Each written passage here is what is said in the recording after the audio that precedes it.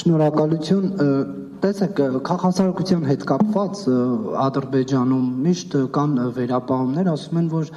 քաղաքասարակության իրական ներկայացուցիչները Ալիևի բռնաճնշումների պատճառով երկրից լքել են եւ հիմա իրենց հատուկ ծառայությունների վերահսկողության ներքո գտնվող անձինք են ներկայանում քաղաքասարակության ներկայացուցիչներ։ Դուք արդյոք շփվում եք նաեւ ժողովրդավար Ադրբեջանի համար պայքարող եւ դրսում բնակվող ադրբեջանցիների հետ, ամենայն դեպս այդպես հայտարարող, որ ժողովրդավարական Ադրբեջանի կողմնակից են թե չէ, եւ այդ հանգամանքը խանգարում է այս շփումներում, որ ասում են Ադրբեջանում ժողովրդավարություն չկա։ Եվ մեկ հարցեք, դուք նշեցիք, պարոն Քոչնյան, որ այս ֆինանսավորումը Հայաստանի կառավարությունը համատեղ յուրաքանչյուր կողմի կառավարությունն է իրականացնում, դա նաև արդյոք ենթադրում է կազմի համար վարձատրություն, թե ոչ, եւ ինչպես է այս կազմը ձևավորվել, կառավարությունը մրցույթ է հայտարարել քաղաքասարակության ներկայացուցիչների շրջանում, թե օրինակ առաջարկել են եւ ինչու է հենց Ձեզ բոլորիդ եղել այդ առաջարկը։ Շնորհակալ եմ շատ հարցերի համար, վերջից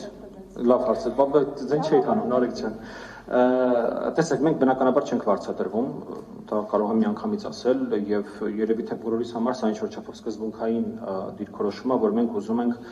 սա լինի մեր հասարակական պատասխանատվությունը եւ մեր հասարակական նախաձեռնությունը։ Կազմերի վերաբերյալ երևի թե մի փոքր նախապատմություն է պետք հասկանալու համար, թե ոնց են ձևավորվել կազմերը։ Տեսեք, տարիներ շարունակ հայ-ադրբեջանական փորձագիտական շփումներ եղել են։ Պարոն Նավասարդյանը 30 տարուց խոսած, բնականաբար իմ փորձը շատ ավելի համեստ է, քան պարոն Նավասարդյանինը, բայց տարիներ շարունակ դրանք եղել են եւ ինչ որ պահի ես այստեղ եւ գործընկերս Բաքվում ուրեմն մոտեցանք նախապես խոսալով բնականաբար այդ թեմայով մեր իշխանություններին եւ այսպեսի բան առաջարկեցինք, որ գաղափար կա, քանի որ մենք իրար ճանաչում ենք վաղուց, մենք աշխատում ենք այսպես թե այնպես, ուղղակի դա արվում է այլ երկրների, այլ միջազգային կազմակերպությունների ֆինանսավորմամբ ու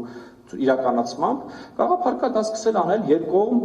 Հայաստանում եւ Ադրբեջանում։ Երկու երկրներում էլ միանգամից շատ դրական արձագանքեցին այդ նախաձեռնությանը, միմյանց միջև կապ ստեղծեցին, քննարկեցին այս գաղափարը եւ նախաձեռնեցին։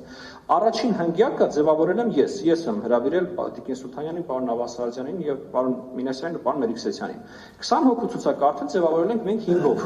երկրորդ փուլի էս ներգրավվածների մասին, ահա խոսքը, եւ այդպես շարունակ, այսինքն որևիցե կերպ ասել թե պետությունն է ձևավորել մրցույթ է, դա նույնիսկ ես կարծեմ դա նույնիսկ սխալ կլինի, որ պետությունը օրինակ մրցույթ ձևավորի հայտա, որտեղ այդ մրցույթանողը ով է լինելու, ինքը ինչքանով է հասկանալու Հայաստանում քաղաքասարակության ներկայացուցիչներով են, եթե դա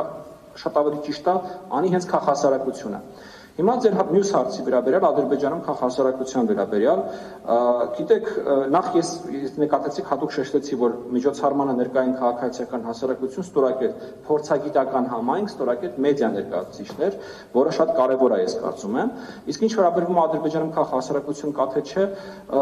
ես կարծում եմ, որ նման քննադատությամբ հանդես եկող մարդիկ մի քիչ լավ չեն հասկանում, թե մենք ինչի համար ենք այստեղ հավաքվել։ Մենք այստեղ չենք հավաքվել քննարկելու կամ ժողովրդավարացմամբ զբաղվելու Ադրբեջանի կամ Ադրբեջանում մարդրապետերի պաշտպանությամբ զբաղվելու։ Մենք հավաքվել ենք խաղաղություն կառուցելու այդ երկրի հետ, իսկ այդ երկիրը այնպեսին է, ինչպեսին որ ինքը կա։ Շատ պարզ ես կարող ասեմ, այլ Ադրբեջան ձեր համար ես չունեմ։ Կա այն Ադրբեջանը, որը կա մեր հարևանությամբ, եւ այդ Ադրբեջանի հետ պետքա փորձել խաղաղություն կառուցել, պետքա փորձել հարաբերությունների կարգավորման հասնել։ Ու մի էլեմենտ էլ ես տեսնում եմ անընդհատ այդ սպիտակ ձեռնոցներով աշխատելու մի տեսակ բլուցք մեր իրականության մեջ, որ կամ ամեն ինչը իդեալական է եւ այնպես է ոնց որ մենք ենք ուզում, այդ պարագայում մենք պատրաստ ենք աշխատել, կամ մենք չենք մասնակցում դրան։ Ես կարծում եմ, որ դա ամենասխալ մոտեցումն է, որ Հայաստանում հիմա կարա լինի, որտեղ հիմա Հայաստանը այդ վիճակում չի եւ այս տարածաշրջանն ու ժամանակները աշխարհում այդպեսին չեն։